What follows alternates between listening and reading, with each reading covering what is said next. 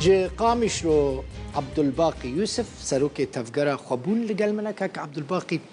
بخيراتي تهديد تركي هين هنا يانا اف جبو من جرينجا يعني وروسيا وامريكا جارك دن ريب بدن تركيا كو ايرش بكا وكاكو اردوغان دخوازه سلاف كاك بالبخوي مش تماشاغاني تلفزيونا رودا قفيت أردوغان نهي إيرونا ونهي داوينا ونهي بيشينا جي وكا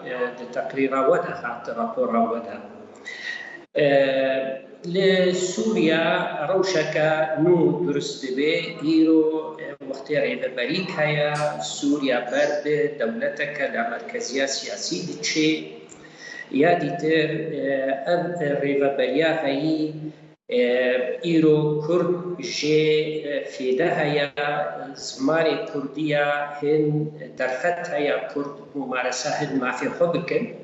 يجبروا يكي ريجيم التركي بتايبت أردوغان دي تشتها قبول تلاكي هر جوخارة خوازي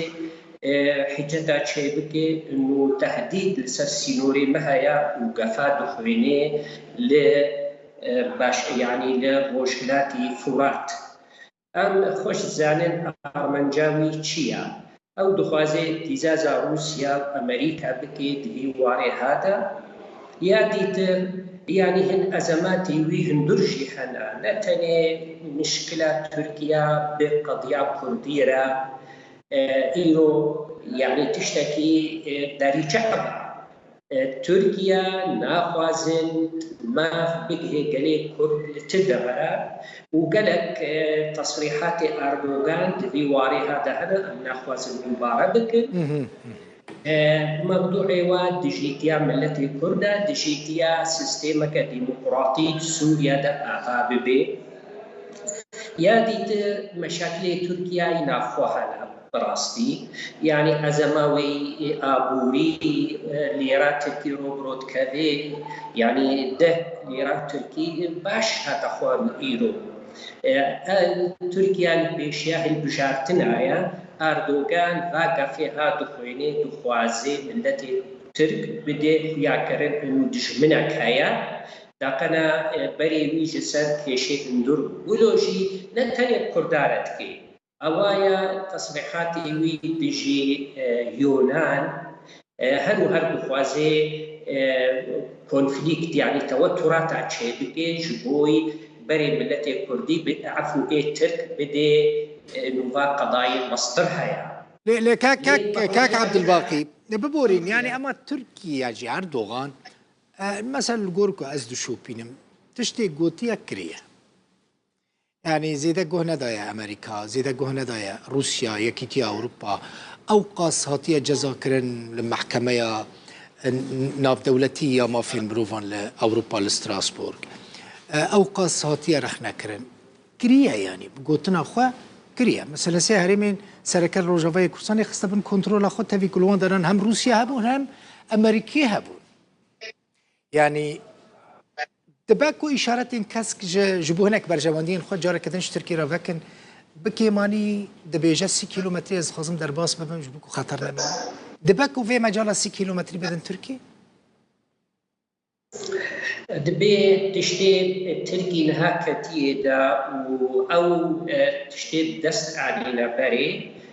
هم بري وي تركيا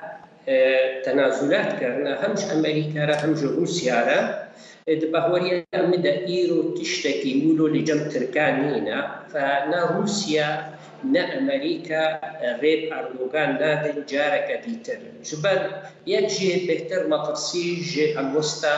روسيا يعني جبر روسيا دخوازي بهتر رجيم سوري دسته پر سرحمی دبری دینه سرحمی آخا سوری دینه روسیا گلکی کار دکی شبوی دبرا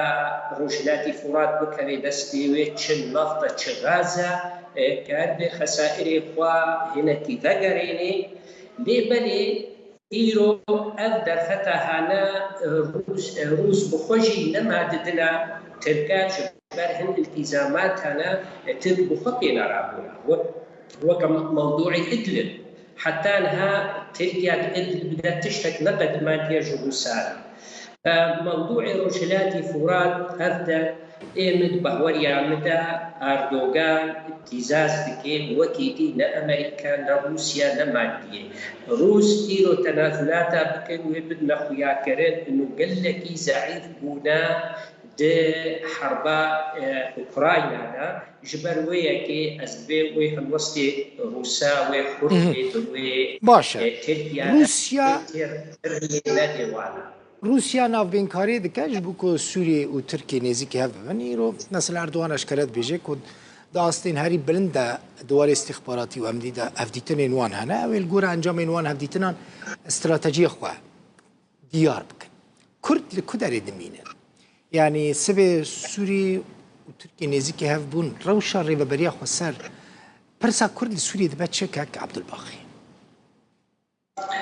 دبي راستا إيرو هم تركيا جي وهم إيران جي وهم سوري جي سلبي اجتهاد كدينا إنه نافشيتيا بوتي روسيا نابرا سوريا وتركيا دتكي قفي تركيا لسر روشلاتي فوراتو لسر كرد وسر غير ذبريه انه بكن بتشتكي قلكي ارزان ابري ريبريا هنا ريكفتنكي بكي ريجيمي سوريا ليه تشتكي دي هيا جبال بتبحوريا مسطرة موضوع السوري ايدي موضوعك روسي وتركي وايراني وسوريا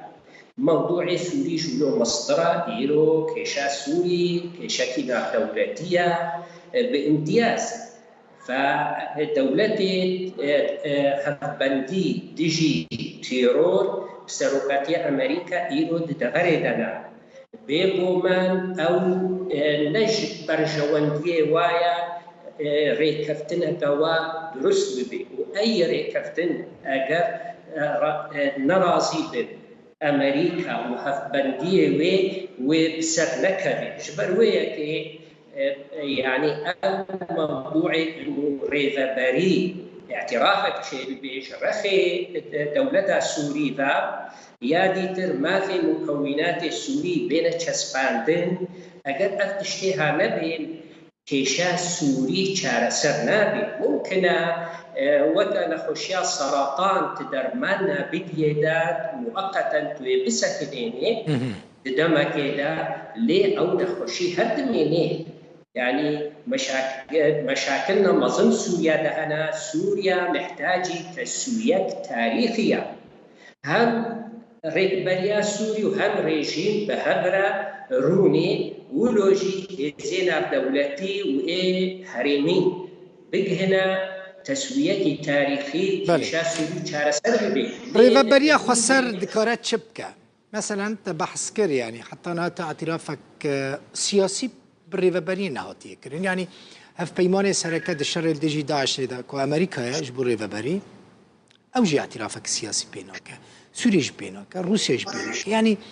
بيش الروجا الريفابريا دبات يانجي ريفابري دبات شبكة بلي أفريجس برسكا براستي قل لكي جرينجا ريفابري يعني ريج رهنا بري هر تشتي أب ريفابريا ها أو كسي لسر ذي ريفابريا الإدارة ذي ريفابريا ها دكن ذي آريكار بن ببيش فستنا ذي ريفابريا ها من لدي ذي دبري ببيني أب ريفابريا وايا أب ريفابريا هانا وات باريزي نتني وات باريزي دفي بحسهن انه اغري برياهانا خوازي استي جيانا وخوش بكي دفي بحسن انه اغري برياهانا خدمات جوارك بيكتيني يعني ولو وقتي ملت فيزي سياسي دفري تبهف دورا راوستن هالوسط مشترك هبي اتفاق بهنا اتفاقياتنا ريبريه وهالوسطاوي بهيزتكي وبكي هيزينا دولتي بتايبات بسروقاتيا أمريكا بهتر پشتگیریه به ریوبریه هانا بکن ام نمونه هاجی و ببی يعني أبري فبري كاري ببي نمونه كي سركفتي جبوي وقوتي باشا روجا دولتا سوري إنه فايا وقتي لا مركزيات سياسية هبي. بله دانچو اینترنت نما زور سپاس عبدالباقی یوسف سروک تفگر خوابون جه قامشلو میوانه ببوی